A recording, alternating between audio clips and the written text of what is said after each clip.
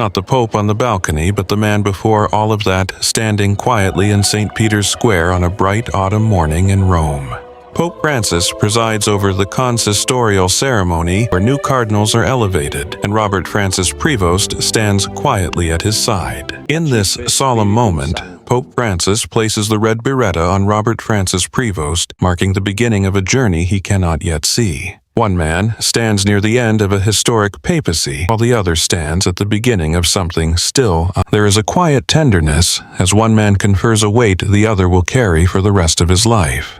Moments later, Cardinal Prevost walks alone through the square, his red robes glowing in the autumn light. His expression is not triumph or celebration, but quiet reflection, as the weight begins to settle. Perhaps he is thinking of the responsibility now placed upon his shoulders in silence. Perhaps he is reflecting on the office that shapes the future of the Church by choosing its shepherds. Perhaps he is remembering Augustine, who wept when called to carry such a burden. Or perhaps he is simply walking as the weight settles the way truly important things always do. On an ordinary Sunday, Cardinal Prevost is present at Mass inside St. Peter's Basilica. Pope Francis stands before the faithful, but his strength is beginning to fade. He pauses and asks another to continue reading his homily as he grows breathless. Cardinal Prevost watches quietly, present, attentive, and faithful as he always is. This is one of many ordinary liturgical moments, yet something unseen is quietly unfolding within it. He remains attentive, present, and silent as the moment passes without spectacle. The man who leads the Church begins to weaken, while another quietly watches. Outside in St. Peter's Square, the Church gathers again in celebration and prayer. Cardinal Prevost stands beside powerful figures, yet remains quietly in his place. He does not seek the spotlight, but remains faithful to the role he has been given. In every moment, he appears not as a performer, but simply as a man present. As illness deepens, the Church turns to prayer in the face of uncertainty. Cardinal Prevost steps forward to lead the rosary for the man who trusted him. He leads not with authority, but with quiet faith in a moment of need. Behind him, the faithful gather united in prayer for a suffering pope. He does not yet know what will come, but only what the moment requires. Palm Sunday arrives, marking the beginning of a week filled with meaning and mystery. Cardinal Prevost stands present on a day of triumph, unaware of what the coming days will bring. Palm Sunday unfolds with joy and celebration, while something unseen quietly approaches. Pope Francis appears present but fragile in what will be his final Palm Sunday. A day of triumph carries within it the beginning of something no one is ready for. Days later, the moment arrives and Pope Francis passes quietly in the early morning. A simple wooden coffin carries the man who led the Church for 12 years. Cardinal Prevost stands among the cardinals watching the man who shaped his path.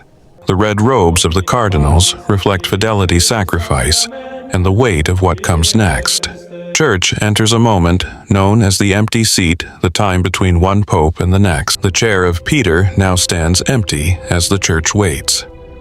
Cardinals from across the world begin arriving for the solemn task of choosing a new pope. 9 days of mourning mark the transition as the Church prepares itself for what comes next.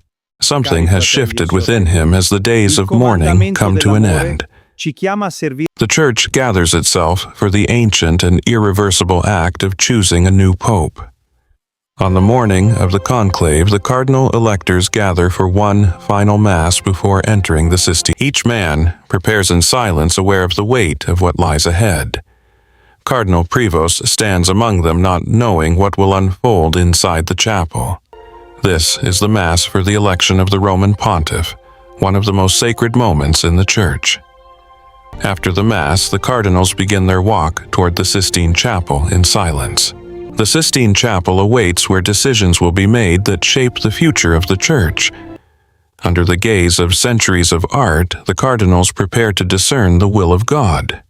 Each vote will be cast in conscience and in faith before God. One by one, the cardinals step forward to cast their vote in silence. The ballots are placed, and the future of the Church begins to take shape.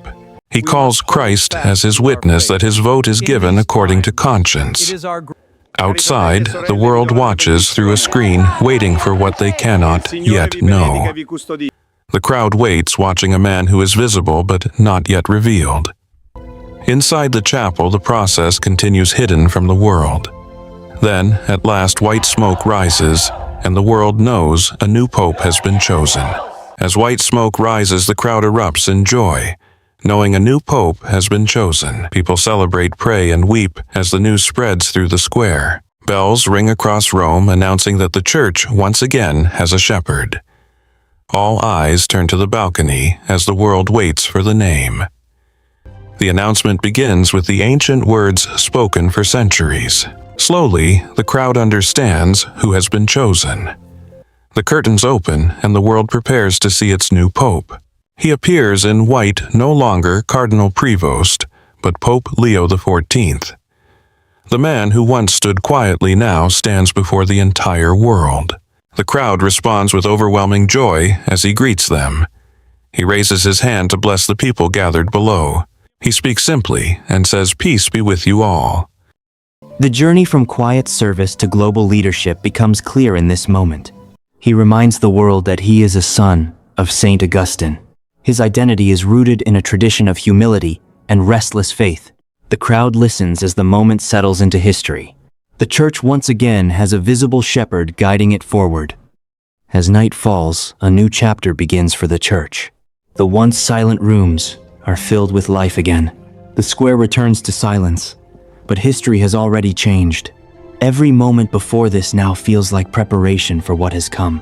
The mission continues, guided by faith and tradition. The heart of the church remains rooted in prayer. The man who once walked unseen now carries the weight of the world.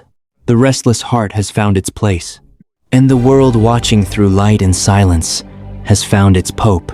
If this story moved you, share it with others, subscribe for more, and reflect on the journey that brought him here.